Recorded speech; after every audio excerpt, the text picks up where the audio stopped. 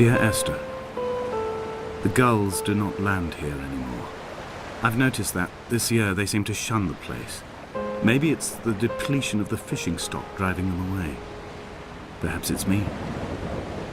When he first landed here, Donnelly wrote that the herds were sickly and their shepherds the lowest of the miserable classes that populate these Hebridean islands. 300 years later, even they have departed.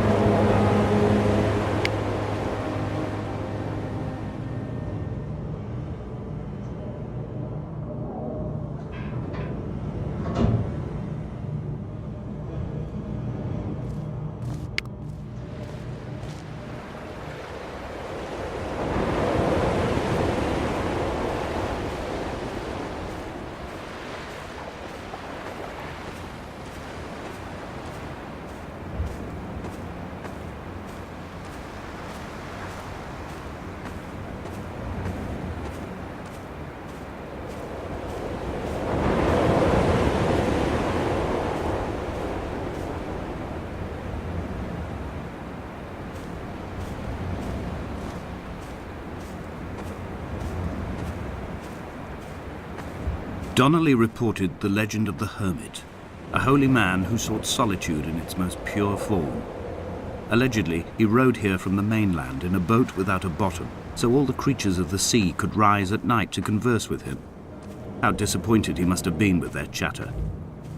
Perhaps now, when all that haunts the ocean is the rubbish dumped from the tankers, he'd find more peace. They say he threw his arms wide in a valley on the south side, and the cliff opened up to provide him shelter. They say he died of fever 116 years later. The shepherds left gifts for him at the mouth of the cave, but Donnelly records they never claimed to have seen him. I have visited the cave and I have left my gifts, but like them, I appear to be an unworthy subject of his solitude.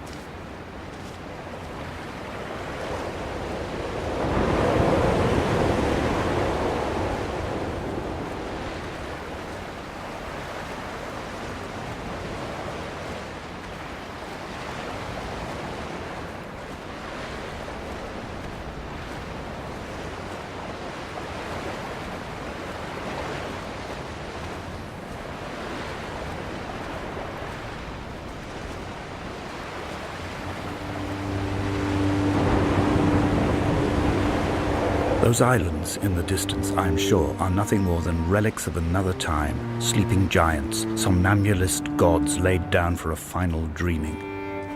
I wash the sand from my lips and grip my wrist ever more tightly. My shaking arms will not support my fading diaries.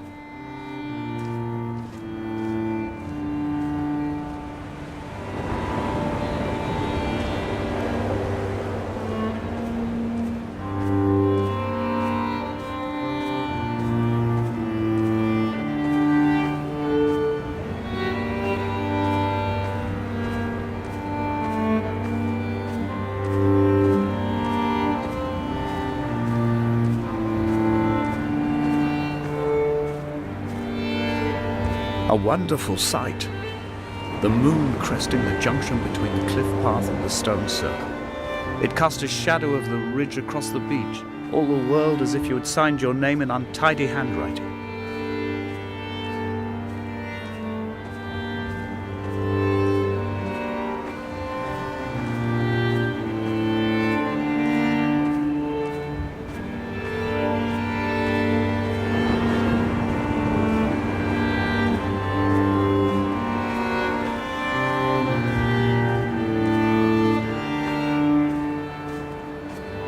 When someone had died or was dying, or was so ill they gave up what little hope they could sacrifice, they cut parallel lines into the cliff, exposing the white chalk beneath.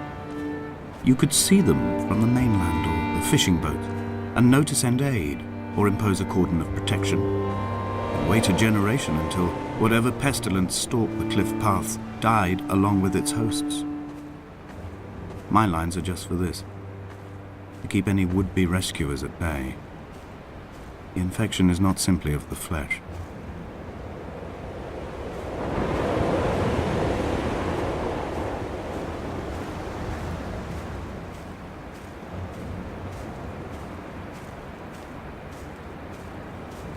They were God-fearing people, those shepherds.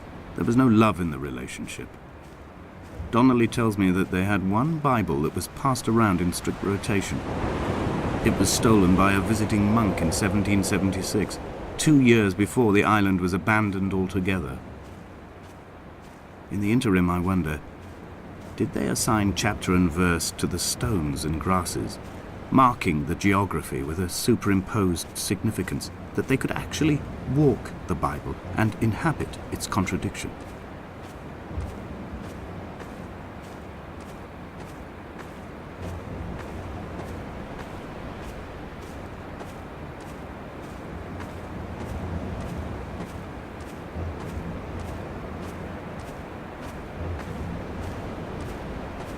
Dear Esther, I met Paul. I made my own little pilgrimage. My Damascus, a small semi-detached on the outskirts of Wolverhampton. We drank coffee in his kitchen and tried to connect to one another. Although he knew I hadn't come in search of an apology, reason or retribution, he still spiraled in panic, thrown high and lucid by his own dented bonnet. Responsibility had made him old. Like us, he'd already passed beyond any conceivable boundary of life. I threw my arms wide and the cliff opened out before me, making this rough home. I transferred my belongings from the bothy on the mount and tried to live here instead. It was cold at night and the sea lapped at the entrance at high tide. To climb the peak, I must first venture even deeper into the veins of the island, where the signals are blocked altogether. Only then will I understand them, when I stand on the summit and they flow into me, uncorrupted.